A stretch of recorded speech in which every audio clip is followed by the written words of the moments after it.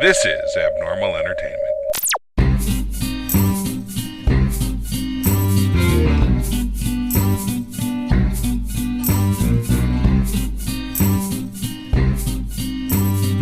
Hello, listeners. This is the Masked Blogster, and thank you for listening to Maskerpiece Theater. This is my first episode of this, and I really hope you enjoy it. This is just I guess it's really just an homage to my own ego and liking to hear myself talk. However, I'm hoping I can bring you some subjects that you'll want to learn about just as I am. Today, we're going to learn about beer. I think we can all agree that it's delicious, it's awesome, and all that. However, I think we need to learn more about it. And I thought, what better way to learn about it than to talk to somebody known as the Beer Czar? The Beer Czar, who actually has his own beer blog on thebeer-czar.com. So I'll tell you what, I go one-on-one with the Beer Czar, so why don't you give it a listen right now? Welcome to my interview here. This is the Masked Blogster, and I'm here with the Beer Czar. Beer Czar, how are you, sir? I'm doing great tonight. Thank you. So tell us a little bit about your website. Tell us what it is and what people can expect to find when they're on there. Well, it's a beer blog. It's www.thebeer-czar.com. It's a I don't want to say it's not a typical beer blog. I like to think it's an atypical beer blog. It's not. There's not a lot of. There's hardly any. I think there's maybe 3 reviews. I don't review beers. I like to talk about sort of the beer lifestyle and kind of the fun side. The fun aspect of beer and what beer should be. I don't take it very seriously at all. I kind of have fun with it. Write about whatever stuff I see online or stories I see. I'll write about those. I put funny commercials and funny stories or whatever. It's just whatever I kind of see that I like or something that I hear, and I will. And if I try a beer that I really like, I will write about it. I'll tell people about it, whatever. So what are you drinking right now? Deviant Dales from Oscar Blues from Colorado. It's an IPA. I just discovered it today. It's the first time I've ever had it. And I think it's my new favorite IPA. It's spectacular. It seems to be very hoppy. I can smell it smells like a pine forest from here. Yeah, it's like Christmas in a can. I've tasted it. I thought it was be like a double or imperial IPA. It's listed as just an American IPA, but it's got a lot of hops in it, and I wouldn't say it's overly hopped. It's not like a haven't you had Hop Knot from like Four Peaks or something. It does have some balance to it, but it is pretty hop dominant, I will say. Very nice. And you're a cigar aficionado as well. Do you ever talk about that on your or type about that? I guess on your blog. I have mentioned. I've never actually done a piece on cigar. I've one of those. It's actually on my list of things, kind of in the can to do, is a beer cigar pairing. I haven't done it yet. I will mention a lot. There's been a few times I've had a beer like, oh, this would go great with a Toro Fuente, whatever. But I haven't done an actual piece on it yet. But I will mention it. I bring it up every now and then because I am also a big bourbon fan, and I have done a whole piece on bourbon before as well. So like I said, it's not always beer. I've done a couple pieces on ghost town hunting or whatever. Another hobby of mine. But yeah, let's talk about the ghost town hunting. And there's another fabled creature that you have a liking toward, and we've actually talked about going and looking for this fabled creature on our own. Arizona's cryptid, the Mogollon monster, Arizona's own version of Bigfoot. I'm a huge cryptozoology fan. I wouldn't say anything cryptozoology, but I'm fascinated by Bigfoot. To me, he's fascinating. It's sort of a guilty pleasure, I guess. Some people like the Kardashians. I like Bigfoot. That makes sense to me. Same thing, really, I guess. Not a huge difference there. Well, I guess one strives for the camera. The other one is a hide and seek champion of the world. Yeah, yeah, exactly. One's a big hairy creature. The other one is an ape. Yeah, the other one is Bigfoot. I love it. So take somebody that's maybe not as much of a beer aficionado. I've thrown that word out there a couple times now. What would you recommend somebody that maybe, hey, you know what, I drink Budweiser, and sometimes I'll have a Bud Light. What would be a good way to get somebody into the craft beers? What would you recommend someone try first and then maybe move on to? Because, I mean, I don't think they could hop into some of the stuff that I've drank with you before, and where I'm like, whoa, I can't handle that right now. You got to ease me into this. Yeah. No, What's a good way to ease themselves into this world? I get asked that a lot, actually. That's actually one of probably the most common questions I get. And it's one of those. I just say, it's like kind of start off small. Don't be afraid to talk to bartenders, or if there's a beer guy at a store that you're at. Most of them are really willing to help. But let's say start small. Don't start with don't go from Bud Light to some huge Imperial IPA or barrel aged Russian stout, because you're going to hate it. I'll pretty much guarantee it. I mean, some people might like it, but it's like going from a bicycle to Ferrari. It's a tough transition. But no, yes, it is. Yeah, I think you start off kind of try different because most American lagers are just at their lagers. Start off with a lighter lager, like I think Four Peaks Sunbrew. If you ever had that, it's delicious. A Grolsch style, very drinkable. It's got flavor to it, and you kind of start that. You start off small, get something, and you kind of progress up to, like I said, start with a lager, work your way up to maybe a light brown ale or even a pale ale, like a less hoppy pale ale. And you can kind of, once you get into the pale ales, that starts to get a little more hoppy characters, and and you can that's when you can kind of graduate up to the stronger stuff. And then once you kind of get your palate trained, I think, on these bigger, stronger beers, and then now you start craving them. And now one of my favorite beers I used to drink all the time, like Fat Tire, I think was one that one of my game changer beers that kind of got me into the beer scene. I go back to drink that now, and I'm like, it's kind of boring. At the time, I was drinking it like, wow, this is phenomenal. This is this flavor-laden, beverage, and now I drink it. And it's, I still like it. I still have a very soft spot for there's nothing wrong with it. Absolutely not. And I still enjoy it, but it's not. I mean, I don't get excited about it like I used to, because it's not one of my favorite beers. Bigfoot. No, I guess maybe there is a coincidence there. I don't know. But it's just really, it's a barley wine. It's just crazy, strong beer. Yeah, Bigfoot is that the Sierra Nevada? Sierra Nevada, yeah. Okay. Their barley wine. That one of my other favorites, Dogfish Head does one called Palo Santo, which it's an ass kicker. It's aged in wooden barrels. It's 12% alcohol. It's a huge beer. But you go from drinking something like that, and then you go back to even like a Sam Adams Boston Lager or something. It's it's kind of like swimming in the hot tub. You go jump in the in the pool. It's your flavor. Your perception of it changes, I should say, is what it's.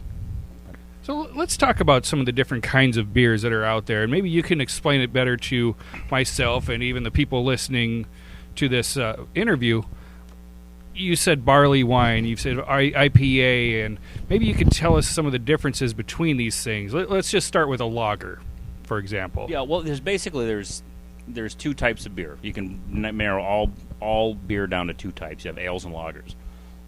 Lagers are they're kind of they're aged cold. They're bottom fermenting, meaning all the yeast sinks to the bottom. It ferments on the bottom. Ales are top fermenting, where you see the foam, the yeasty foam on the top. That's an ale. So you have people always tell me, like, what kind of beers do you like? And I go, I like ales. That's kind of like saying you like beer, really. I mean, I think 80% or something like that of the beer styles are ale. 80% of the beer styles sold are lager, just because Budweiser and all that, they're all American lagers. But yeah, I mean, once you get that distinction down, then I prefer ales. There are some lagers tend to be lighter and crisper. I think Sam Adams is probably the most popular non-Budweiser lager that I can. Yeah. Boston Lager is one. So I mean, you can still have these full flavorful lagers, but I think you start going to the stouts and the porters; those are all ales. So I mean that's and there's actually I think I have it posted on my blog somewhere. There's actually almost like a family tree that starts off with ales, lagers, and that goes off. And there, I mean, at this point, there's hundreds of styles, and now I mean, kind of with the direction the craft beer movement's going, they're flavor. I mean, the styles are really starting to run together. They're starting to kind of. You've got these hybrid styles. You've got, and you used to just have IPAs. Now you have imperial IPAs. You have black IPAs, rye IPAs. You have all these. I mean, they're inventing new things because they're trying everything. They're experimenting, and then they're like, well, this doesn't fit a traditional IPA, so let's call it something else. Yeah, I mean, you literally invent it. They're inventing new styles, and it's awesome, but it makes it a little difficult to kind of. Nowadays you say, I like a pale ale. A pale ale used to be, I think Pete's was the first big pale ale I can think. Pete's Wicked Ale was, Yeah, Pete's Wicked Brew. Brew. I don't even know if they still make that anymore. I'm not sure. I remember it was hot for a little while in the 90s. And it was, but I mean, that was one like that. But nobody else was doing it. Yeah, exactly. I mean, when I remember the first Pete's I had, I hated it. I'm like, oh my God, what is it? It's so bitter and gross. I realized that was hops, and it was. I haven't had one since probably college. I don't think so. I can't imagine what it. I don't really remember what it tastes like.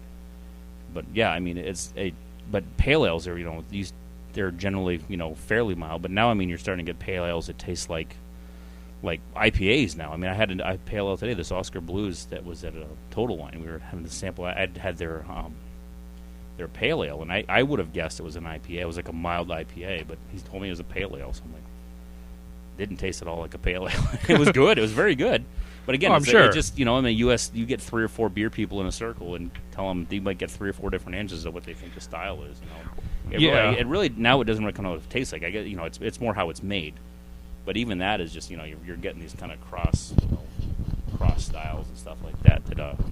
So yeah, I mean it's really hard now. I mean there's new styles popping up all the time. It's fun. It's exciting, but it's confusing. I think it's almost intimidating to someone who doesn't really. Explore that community a lot. Yeah, I mean, for someone like myself, and I think for most of the country out there that really gets into this or wants to understand this, it's almost intimidating. Like I go to a bar that has 40 different things on tap, and I don't even know what I should be asking for. And you tend to go to whatever you're familiar with, right? Exactly. So, and instead of branching out, maybe I guess a person should just ask the bartender. Yeah, especially if it's a good beer bar, especially a place that has 20, 30 taps, they obviously, take beer fairly seriously, so you can usually find someone to ask, and a good beer person, I think, will start with what you like, what do you like, and you give them your styles you like, and they can kind of find something to kind of, let's take it to the next level kind of thing, and Belgians are really, really popular right now, I mean, and I think Belgians are really good gateway beers as well. To kind of get back to your question a few questions ago, the kind of Belgian farmhouse or saisons, or they're very flavorful, but they're also lighter. They're more like a Hef. You probably familiar with a Hefeweizen or something like that. Those kind of styles they're not as intimidating. So when you say the Belgian, that's for the listeners out there, like a Blue Moon or that's a Belgian style. Yeah, I'm just trying to give something out there that's that somebody could be familiarize themselves. Shock Top is the Anheuser-Busch answer to Blue Moon. I believe that's of which I like very much. I love Blue. I like Blue. I've honestly never tried Shock Top. I love Blue Moon. I do. I don't mind it at all. I think it's a solid beer. It's not one that it's not one that I usually go out and buy. But when I go to Vegas, we spend a lot of time in Vegas, and the beer selection is normally pretty bad in Vegas. But you can usually, I mean that's pretty much any bar, bar to bar. I mean, you've got you got Bud Light, Coors Light, Miller Light, those kind of thing. But you can normally find there's usually a few, and a lot of times I've found that, and that's actually how I started drinking Blue Moon. It was the only thing available, and I was in my sister-in-law was the first one that got me a Blue Moon. I'm like, typical kind of beer snob reaction, like kind of turn my nose up, like, oh God, Miller Coors crap, whatever.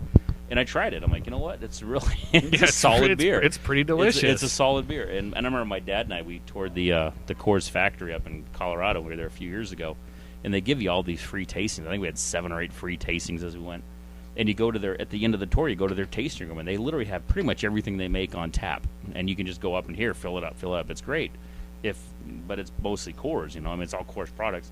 So my dad and I, we pretty much had the Blue Moon line, which at the time was only 4 beers. I think it's up to like 6 or 8 now. Yeah, they've got a ton now. But at the time, but we were drinking, Harvest Moon, Blue Moon, all these other, but yeah, and again, but that's the Belgian style, and I think if you get it, just a couple local, I don't want to say local, but There's some American breweries that only do Belgian-style ales. My favorite is Allagash from, maybe it's because it's from Maine, but it's a great Belgian-style brewery. Omegang from Cooperstown, New York is another great Belgian-style brewery. But Are these available at most, well, I'm not going to say most stores, but are they available in most states readily? Most, yeah. Most of them are. For those of you that are in other countries, I apologize. This is... Yeah, I don't do. Yeah. We have a lot of listeners in other countries, so look for these things. Yeah, and no, I mean most, and I mean you're not going to find most of them at the standard supermarket or Circle K, but you do have, you go to a bottle shop, a Total Wine, Bevmo. I think most people have those around the country, or a good, we have a couple really good local liquor. Tops Liquor, Sun Devil Liquor is really good. Actually, did you mention Whole Foods? Oh, and Whole Food. Well, yeah, no, that's the yeah. I don't know if that's good or not. I mean, Whole Foods is, I think, the best selection. Okay. In the Valley, I think, with the exception of maybe Papago has another great selection. Another place I was just at the other day that surprised the hell out of me, the Gilbert Convenient Market or whatever, GCM I think it's called, downtown Old Town Gilbert. Dumpy little looking place. It looks like an old rundown kind of Circle K or whatever. Phenomenal beer selection in there. If you get a chance, go check it out. It's awesome. Wow. Yeah, so I know. It's surprising. You know all the good places. Yeah. Wow. That's I would never think to look there. Mm-hmm.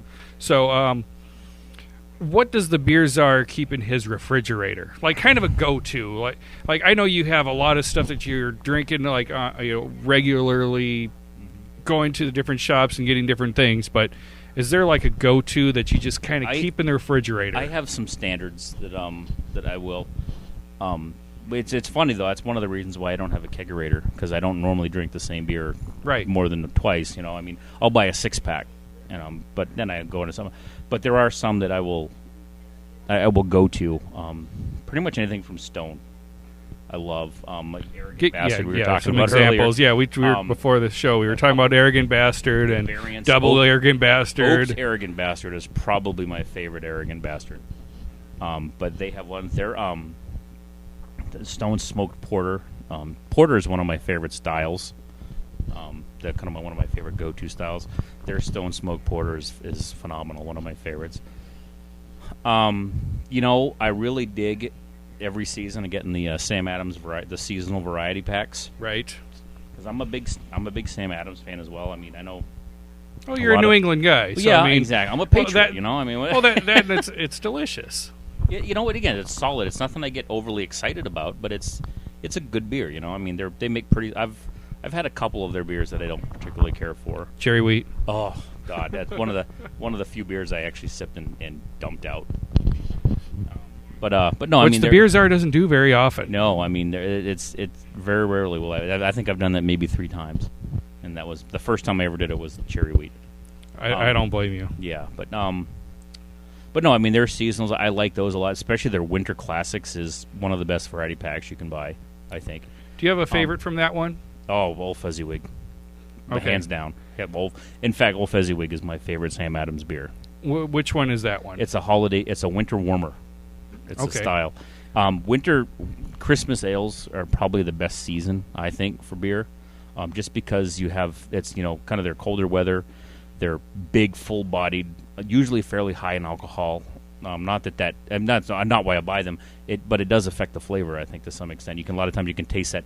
You take a sip, it's kind of like taking a shot of Jack Daniels. You have that warm feeling in your mouth. It kind of goes to your stomach, and that's kind of what these beers. You get these big 10, 11% ABV beers. They kind of give you that warm feeling, you just want to be sitting by the fireplace, listening to Christmas music and drinking these beers that have kind of these nutmeggy, cinnamon sort of flavors to them. I just love them. They're the best. Yeah, for those that may not know, we are doing this show from Gilbert, Arizona. I don't know if we said Arizona earlier. Where it's not cold out. Where it is not, it's hardly ever cold. So, when winter time comes, we really enjoy the cold, and we enjoy the 3 weeks of winter we have. Yeah. So getting to have that kind of beer and have that warm feeling in our chest, it's kind of a cool feeling. I know a lot of you out there get to have that feeling a lot. Yeah. But yeah, we don't get that often. Yeah, and actually, okay, well, to kind of expand on that though, I mean, we do have a lot of warm weather here in Arizona, and I have to tell you that lately, kind of not just because it's getting warmer, but I've been looking for what I call summer beers. They're more the lighter, full flavored beer. Like not, I don't want to say like My kind of beer. Yeah, I mean they're more the lighter. But there's a lot of really good beers out there that are what I would consider lighter, not necessarily in ABV or Not he's flavor not talking profile, about but not talking about Coors Light and Bud Light type. No, yeah. But no, I'm thinking like one of my favorite summer beers. It's a Belgian triple style from Canada. It's called La Fin de Monde. It's from they're from I think it's pronounced Uniru, I believe. It's out of Chambly, Canada, Quebec. To me, La Fin de Monde is one of the top 3 beers in the world. And I say wow. that, and it's I think 9% alcohol, but it's a Belgian triple, which is a phenomenal beer style for people who are, like I said, probably just getting into it. Like I said, it's strong, alcohol wise, but it's got very a strong lighter for a summer type. No, it's a lighter from what we talked about before with yeah. summer type. Oh, for some, yeah, you're not going to sit there and drink a 6-pack of this stuff by the pool because you'll be floating on the bottom. Well, I guess you wouldn't float on the bottom, but you'll be floating belly up probably. I mean, because it's an ass kicker of a beer, but it's light. I would consider it lighter. It's more of a crisp. It's kind of an orangey citrus flavor in it. Phenomenal beer though. It's just it's off the hook. I think it's, like I said, one of the top 3 best beers in the world probably. But no, and lately I've been looking for summer beers because I'm like, why can't you have a lighter beer that still has flavor? Just because it's lighter, you don't want a Bud Light or Coors Light. There's not a lot of flavor there. It's just you just drink it all day. You drink and drink, and so I mean I have what I call poolside beers like Land Shark. I'm a big fan of Land Shark. I am as well. You can drink. That's what I love about the summertime. You drink can a whole sit lot by of the pool and Land drink Shark. a ton of that stuff, and you get up and I'm like, I'm fine, But lately I've been looking for those kind of. Mr. Pineapple from Santan is my new favorite summer beer. That's the one I really want to try. We you talked know, about it just yeah. a few weeks ago, and Yep. I considered picking that up at a local brewery, and I didn't do it, but definitely it's on the list. Mr. Pineapple from Santan Brewery. And it's just that it's a American wheat beer, but they infuse and they make it with, it's not pineapple flavoring. It's fresh pineapple that they put in. They crush it, they cool it, and it's not it's technically a fruit beer, but it's not a fruity beer. It tastes like a wheat beer with some. You smell it and you don't really smell pineapple. You smell fruit. You smell it almost like a fruit salad. It's that real fresh fruity smell. Okay. And then when you drink it, then when you drink it, it's more of you get the pineapple, but it still tastes like beer, and it's a perfectly balanced. It tastes. You can the pineapple works really well with those kind of citrusy weedy flavors that you get in a wheat beer. But it's the wheat beers tend to work really well with a citrus, and pineapple kind of works well with. You put a slice of orange or lemon or lime, in or whatever. This is just, you don't have to do that because the fruit's already in it, and it's a phenomenal. And it's real fruit. So. Yeah, and it's real fruit. I can't wait to sit by the pool this summer and just drink copious amounts of Mr. Pineapple. And Bell's Oberon from Michigan. I got to throw up Michigan, probably one of the best beer states in the country. That nobody seems to know about. Nobody talks about Michigan as a beer state. Yeah, it's funny. I was actually looking at I think it was ratebeer.com. They had the top 5 beers in the world. 2 of them were from one brewery in Michigan. So wow, because maybe it's just because we are here, kind of West Coast-ish, and we hear a lot about. This is just me as a non-expert. Colorado and Oregon. Yeah, California too. We have a lot of California. Oh, California, of course. Yeah.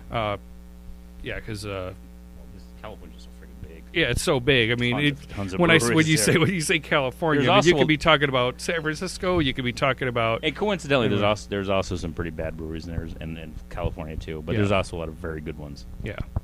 I definitely like Oregon. I've been to Deschutes Brewery in Bend. Yeah. Yep. And I was in Colorado recently, didn't make it to any breweries, unfortunately. And, of course, down here in Arizona, we have Four Peaks, which, for those of you who don't know, is pretty amazing. Four Peaks is very amazing. Santan is exploding right now. Santan is the fastest growing brewery in Arizona. Something I heard interesting about that place was even if you if you order a free water, they purify the water right there. So their water tastes so much better. That's a buddy of mine was telling me that. Makes sense. No, they're doing. I remember when Santan's only 7 years, I think 5-7 years, something like that. They haven't been around long. I went to their place within the first couple weeks of them opening, and I wasn't real impressed. I mean, the beer was okay; it was fine. The food was marginal at best. Service was horrible, but they'd open for a week Just or open, whatever. yeah. I'll give them the benefit of the doubt. And every time I went back, every single time I went back, it almost seems like you could tell they were reading the comment cards and they were doing it. They were taking suggestions, because every single time I went back there, it got better and better. So now it's probably the best. I think it's probably the best brew pub food in the state. Really? Yeah, phenomenal. What would you recommend if I was to go in there? Anything, honestly. Everything I've had there is great. They actually have a chef. They don't just have, it's not pub grub that's prepared by, by anybody. A cook. I mean, they have a chef out there. I mean, they have an executive chef. Wow. They concentrate on kind of, and you read their menu, and it's got what beers they recommend to have with their food. It's phenomenal, and it's really good. And actually, new one here in Gilbert, Sleepy Dog just opened up. Sleepy Dog's beer is just okay. I don't think it's great. Their food is great, though. The food there is awesome. If you get a chance to go there, it's really good. With these places, is it like bar food, or is it more? I mean, like you said, it's a chef, but I mean, a chef. I mean, your brother is a chef, and I mean, he can make a hamburger taste way better than most other. Yeah. Like, yeah, you're like, okay, you could have a hamburger, or you could have this hamburger. I mean, I've seen him cook, and it's incredible. That's what I'm wondering about this brew pub. I mean, is it pub food made amazingly, or is it amazing food? It's a little bit of. It's kind of like. I think it's a difference if you get like the prepackaged, pre-made food and you prepare it like a lot of places. And that used to be my big knock on brew pubs. It was the food was awful. It's like you could either it's like a frozen pizza that they put in the oven, or a frozen pizza, or like here's just chicken fingers we're going to throw in the fryer for 20 seconds to heat them up.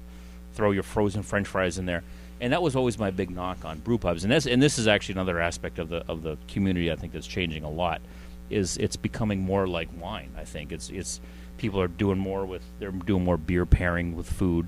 They're taking the food more seriously. It used to just be like, oh, I want a brew pub. I'm going to open up a brew pub. Oh yeah, we need food. So let's just we'll throw some shit on a plate or whatever. And it was horrible. I mean that was. But now I mean I think even if you haven't been to BJ's recently, they've redone their menu. Santan has done, like I said, the Sleepy Dog. The food. It's kind of the same type of food. It's still kind of pub grub, but it's all freshly made.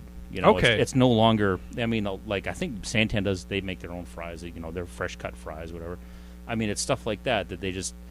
The difference between a frozen French fry and a fresh made French fry is a huge difference. It's night and day. Yeah. That's basically what I was asking. Yeah, and if you're getting the same type of food, only like way better. That's exactly what I want to have with the beer. The big difference is now like the salads at Santan. You go and get a great salad, or it used to just be you have a chef salad with some bacon bits and some cheese or whatever. Now, I mean, you get some really great salads and stuff like that. But yeah, that's kind of one aspect of the community. Like when I first started writing this blog, it was awful. I thought the brew pub food was just pub food. It was it was greasy. It works. It was greasy. But it that's worked, about it. And it was great because you could drink a ton of beer while you're soaking up this grease laden crap that was in your stomach. But now I mean now you get really great beer, especially with Santan. Santan, they're really starting to take it seriously now, and I think it's one of the best it's one of the best innovations or directions I see the community going now, and they're starting to take it more. I mean, beer is still fun. Like a lot of these brew pubs, they're still kind of fun atmospheres. Absolutely, you're not going to have these kind of hoity-toity like kind of snobby wine bistros or wine that and I don't think it should be. I don't think beer should be like that. I mean, because to me, it's a completely different. It's a different crowd. You don't sit there and drink a bottle of wine up by the pool. At least I don't. I don't know if somebody does. With a wine glass. Right. It's beer to me is more of an everyday kind of working man sort of. But it doesn't mean it can't be good. It doesn't mean you can't take it. You can't take it to that next level. It just to me, it's got its place. I think, and I think I like the direction it's going kind of in. So. Well, earlier we talked about how beer is made, and you went into a little bit of, the ales are one way and lagers are another.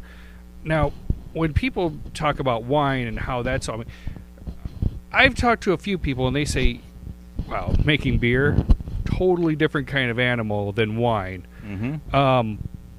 Kind of give us, because there's talk of like, oh, you know what, this is how you make wine, and it's aged like this and that and another thing, and then they're like, oh, well, you know what, the box tastes the same. Yeah. I don't believe that, but tell us a little bit more about like the beer and how that would be a little bit different. I think beer is much more science to it. Okay. I think with wine, wine is very kind of you're limited to the restrictions of the climate of the soil. I mean, it's much. Mother Nature has a hell of a lot to do with wine. Right. I mean, yeah, you get the master, the guys who go in, they'll mix, they'll do, and that to me is an art form. That's very much an art form.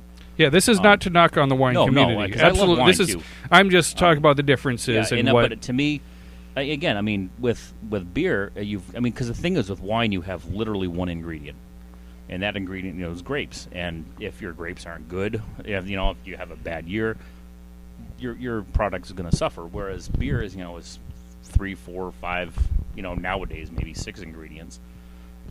You've got the standard 4 ingredients, and then you can add whatever you want to that. But they're much less dependent on the quality of the if you have a bad hop crop in Oregon, you may not get your Cascade hops as much, but you've got other areas you can go to get hops as well. Same with barley. I mean, it's a wheat. Have you ever heard of a bad wheat crop? I mean. Right. We've got the middle of the country is nothing, but we got 3 silos of it. Exactly. Find the bad one. Yeah, you're far less dependent on. That's why it's on Mother Nature, and it's more of the science of brewing. Brewing is, don't get me wrong, brewing is. I think brewing is a great example of a perfect blend of art and science, because you have to have that scientific know-how. To do the, but then you also have to have the creative kind of, the creative input to make, to take that scientific expertise and make it into something that's truly phenomenal. And I think that's where you get the great breweries are a really good blend of both the art and the science of brewing. I think it can be a great thing. I mean, you get someone who's good at it. That's why I don't think it's like you've got breweries like Founders and Russian River, who I think Russian River has 4 beers in the top 10 in the world. I mean, that's not a coincidence, Right. They didn't get lucky 4 times. I mean, they're obviously very good at what they do, and same with Founders. I mean, and the thing is, like Russian River, their big thing is like their Pliny one, Pliny the Elder, Pliny the Younger. I think is number 2 and number 3 in the world. According to Beer Advocate, I should say. But then you have Founders. They have their Kentucky Breakfast Stout and their Canadian Breakfast Stout are like 5 and 7 or something like that. Completely different types of styles, It's like, so it's not like they're just making what the people want. They're obviously making just a phenomenal product, and people are responding to it, I think. So that's where you get people like that. Or they've obviously mastered the art and the science of brewing, I think, where you get guys kind of up and comer. Anthony from Santan, I think, is well on his way, because I've had some phenomenal stuff from Santan, and just in the last couple of years, and I just think the growth I've seen in that, and the quality of the beer that's coming out of there is just the last couple of years has been phenomenal. Just better and better. Yeah, and it makes me 5 years from now, 10 years from now, it's there's no reason why I don't see any reason why Santan can't. I'm not saying they're going to be as big as a Sierra Nevada or whatever, but no reason why they can't be. If they're growing like this and continue, then they're on their way. They just expanded. Actually, they just bought I think this month or next month they're going to be opening a huge production facility. Wow. A 40,000 foot production facility or something like that. Big warehouse they just bought down in there, off Arizona and Warner. Good for them. Oh yeah, and that's where all their production beer is going to go. All their production canning is going to be at that.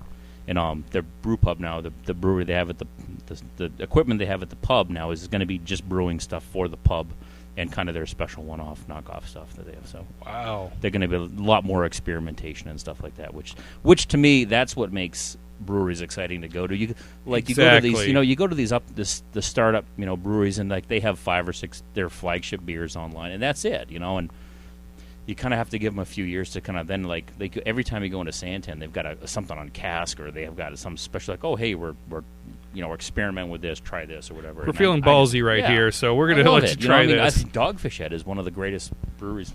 You go to their, if you ever look at their tap list for their Rehoboth Brew Pub, I mean, they've just got some crazy, stupid crap on there. Like some of the stuff is absolutely horrible.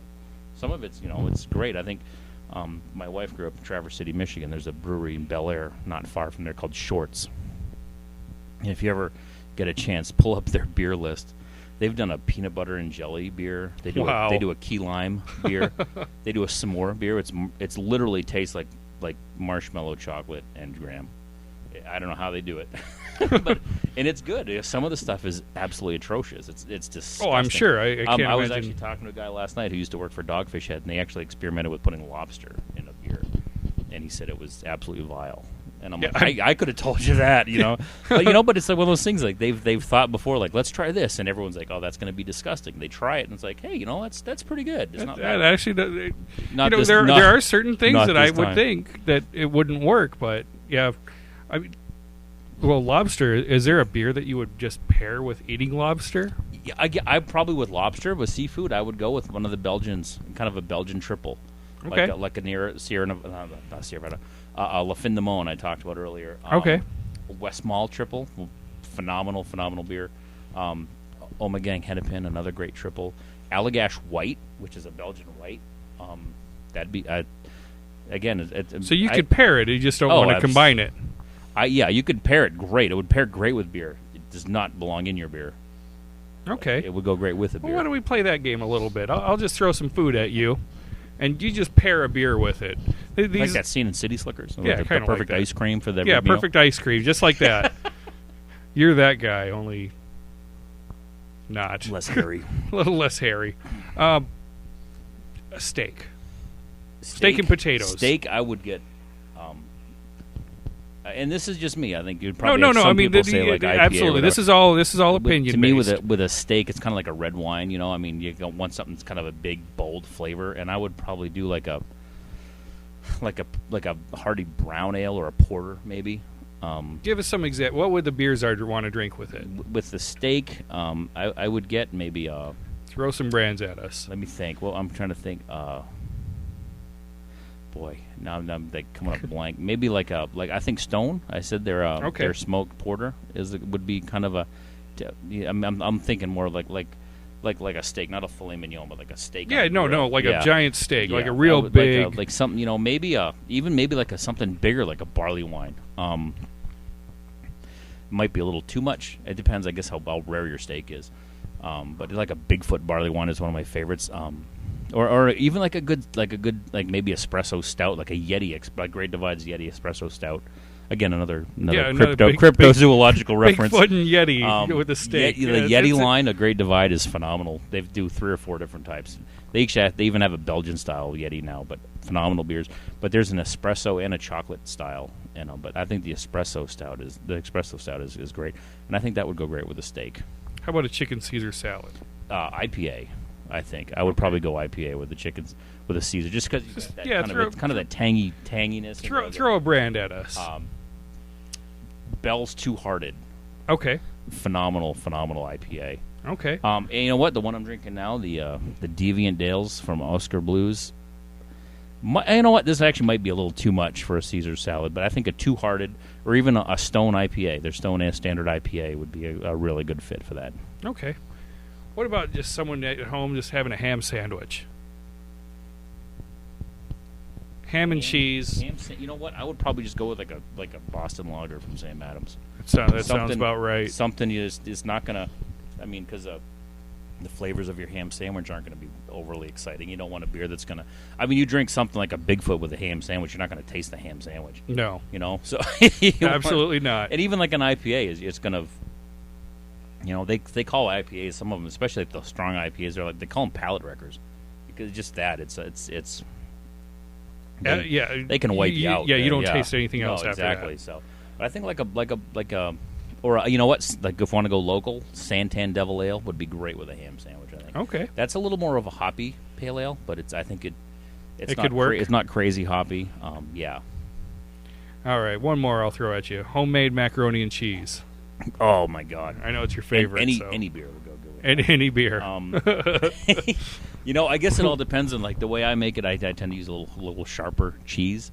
I would probably go with something a little stronger, maybe a Chimay Red, probably. Okay. I think, but it'd go really good with if you ever had the Chimay, and that's a Belgian brand. Chimay Blue is, again, I talked about Findamon being one of the top 3 beers in the world. Chimay Blue is one I would put in the top 3 as well. Okay. But the Chimay Red, I think, would go really well with maybe even the Chimay White, actually, because the Chimay White is more of a, like, I think it's a triple style. But they do the 3. They do red, white, and blue. Nice. But the blue is more of a dessert beer. It's stronger. It's a Grand Reserve. It's a stronger beer. Absolutely incredible if you ever get a chance to try it. But you can't go wrong. And actually, Chimay makes cheese. There's the Trappist monks in Belgium. They have that's how they found the monastery through making beer and cheese. And I got to tell you, the cheese, I like it. It's really strong cheese, though. I mean, it smells like a locker room when you open it up. But it's really good. I like it. My wife hated it. She couldn't stand it. She couldn't even stand the smell of it. I couldn't even eat it like in the living room when she was in there. But so yeah, if you like strong cheese, try the Whole Foods has it. They got the Chimay cheese. Try it. It's expensive, but it's very good. Okay. If you like really strong, smelly feet cheese. I think I might have to give that a try. Yeah. So, yeah.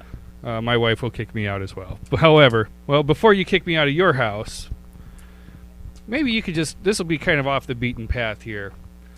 Maybe give me a funny story about you and a brew pub, or just something funny that happened to the beer czar. I will tell you, about. and this is one of my favorite beer stories, and I always tell this is when someone, I actually wrote about it on my blog. You can take it. It's the best beer I ever had. I can tell you.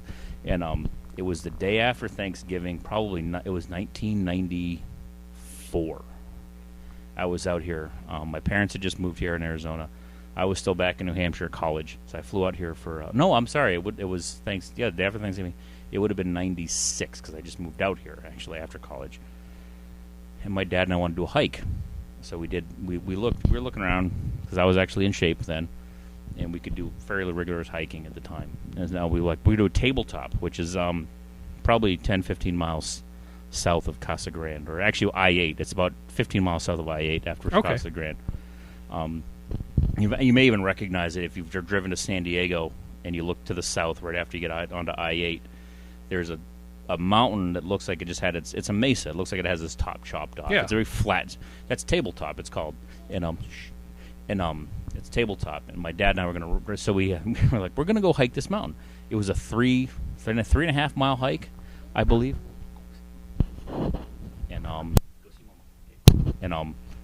the beer czar is in high demand here. Yes, but we're gonna hike this mountain. So we looked at the map, and it was literally the road going down from off of I-8. You get off the exit, and it's a dirt road. It's a 15-mile dirt road to the parking spot. So that's not a big deal.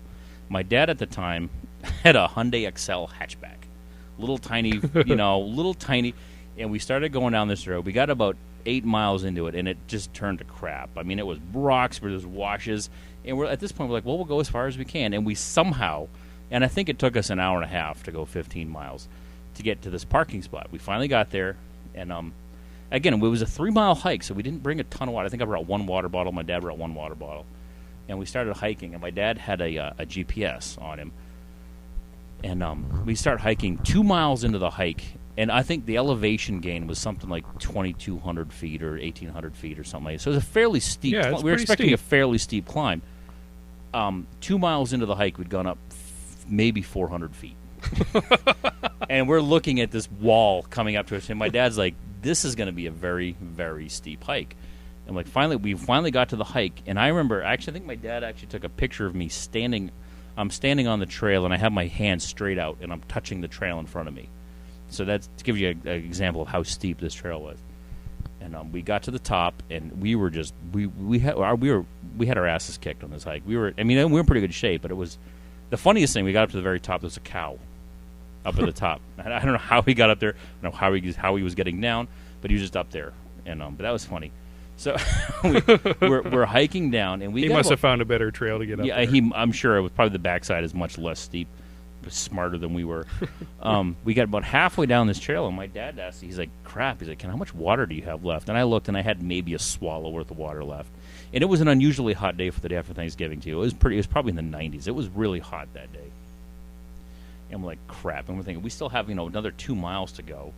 We have this 2.5, this 15-mile drive out of this place. It's going to take us an hour and a half, And so we finished our water before we were done hiking. We were still kind of coming down off this steep, so we still had like another 2 miles to hike in this hot weather. We'd already had our butts kicked, like I said. So we got back to the car, and I was, at that point I was experiencing the beginning stage of dehydration. I had a headache, and I was, like my fingers are swelling up and everything like that. Just, we were done. We were beat. And so we finally we drove all this another hour and a half out. I mean, we were done. I've never been so thirsty or dehydrated in my life. And where my dad's like, and I'm like, Dad, we got to stop and get some water. He's like, I want to stop and get a beer. And me being who I am, I'm like, oh my God, that sounds like a great idea. That's the best idea I've ever heard in my life. We stopped at the first store we came to, which was this beat up old rundown RV convenience. It was a store that kind of goes to this old RV park where like these people have been parked there for 15 years, and I don't think they've left since then. I mean, this scary individual, like all these old people who live there. And we went to this convenience store. There was like 4 loaves of bread on the shelf. There's a couple of Twinkies. Just weird stuff. And then we went to the cooler. The only beer they had a couple singles. They were 40s. They had like Colt 45. They had a Bud Light, and they had Mickey Big Mouth. Remember those big 40-ounce? And so I thought Dad and I were just we're gonna buy a 40. We're gonna split it. No, Dad's like, I want my own. And so we each got a 40. And of Mickey's, and we got into that car. I remember I opened that thing, and I drank probably half of it. Just and remind you, I'm extremely dehydrated at this point. I drank half of that Mickey's, and I tell you, at this point, it was probably the best tasting beer I've ever had to this point in my life. It was beautiful. I mean, I was like, to this day, if you put a Mickey's in front of me now, I probably wouldn't even drink it. It was of course awful. not. But at the time, it just tasted so good, and we got halfway to Casa Grande, I think, which is maybe a 10-minute drive. And I was done my Mickey's, and I was hammered. And, of course, my dad got halfway done his, and he was like, I got to drive home. He's like, you can have the rest of mine. And I drank, so I'd had, probably 50 ounces, 60 ounces of Mickey's in me, and I was extremely dehydrated. We got home, and I remember my mom's like, she saw me walk in. She's like, I thought you guys were going hiking. I was like, apparently we've been out drinking all day is what it looked like. But to this day, I can honestly say I've never had a beer that tasted better than that Mickey's Big Mouth in a 40-ounce bottle wrapped in a paper bag, drinking in a Hyundai XL hatchback.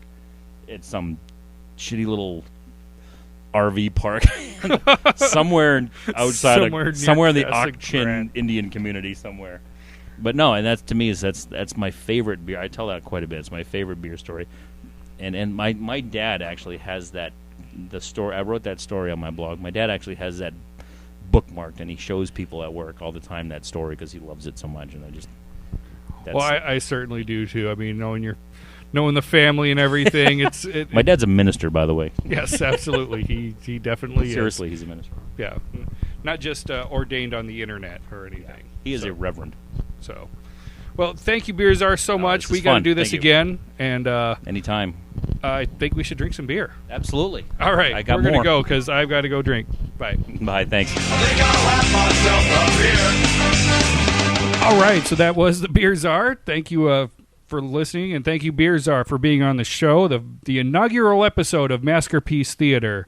And if you want to get a hold of the Beer Czar, you can contact him at thebeerzar@gmail.com. There is no hyphen in there for that one. It's just thebeerzar@gmail.com. And I hope you check out his website and learn all the good stuff there is to know about beer. So listen to the next episode where I am going to attempt to learn about fashion.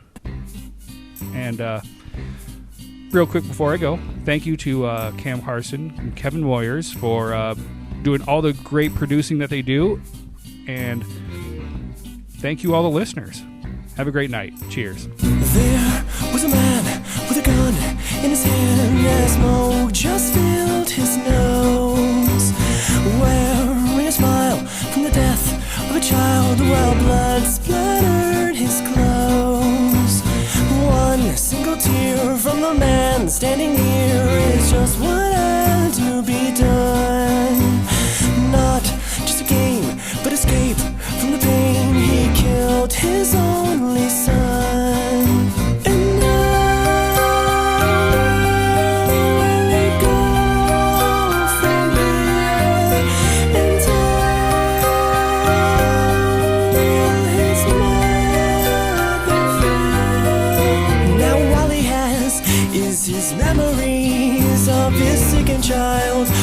he's begging, please, just do it now. Take care of me, I'm all you have. Now set me free. Now, mommy dear, set down your drink, and don't you lay your hands on me. You've never been that good to me. Thank God I had my daddy. And why didn't you want him? Then try to save him. No baby boy with ability to be anything that he wants to be, but by the age of his early teens, one small lump altered everything. What was this about master plans? As he lay his head onto his hands, it was said, what's done is done. Shattered family with 3 minus 1.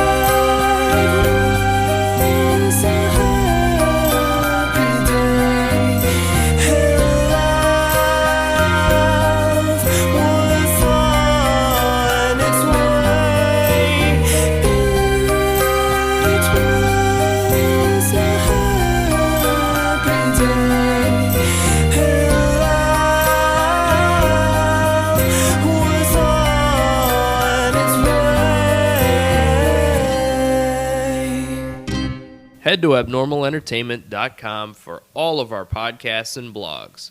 Go to cinemaheadcheese.com for our movie reviews and news. Don't forget our YouTube channels, Abnormal Podcast and Cinema Head Cheese. Get us on Twitter, @AbnormalPodcast, and find all of our shows and Abnormal Entertainment on Facebook. New content 7 days a week from Abnormal Entertainment. You've been listening to the Abnormal Entertainment Network.